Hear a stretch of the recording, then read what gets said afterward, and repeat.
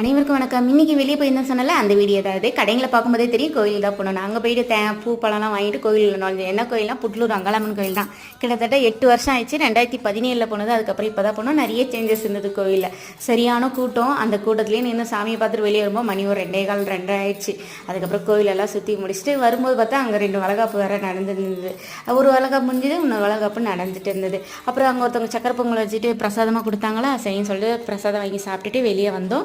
ஒரு ஆளாக்கு 30 ரூபான்னு சொல்லிட்டு முல்லைப்பூ வித்துட்டு இருந்தாங்க, எல்லாம் வாங்கினாங்க. அதுக்கப்புறம் கடத்தெரு பார்த்தினே வந்தோம். சரி ஹோட்டலில் சாப்பிட்டு போகலாம் அப்படின்னு சொல்லிட்டு அங்கேயே ஒரு சின்ன ஹோட்டல் இருந்தது, அங்கே சாப்பிட போனோம்.